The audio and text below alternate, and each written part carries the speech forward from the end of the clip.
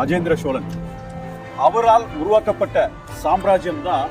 அப்பா தஞ்சையில அவர் தலைமையிடமாக கொண்டிருந்தார்.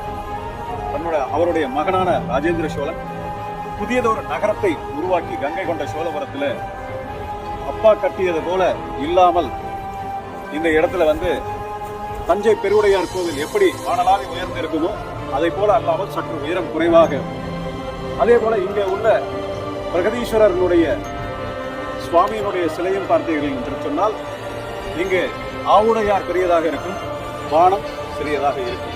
அந்த வகையில தன்னுடைய அப்பாவை விட சற்று குறைவாகவே அமைத்து கொடுத்திருந்தார்.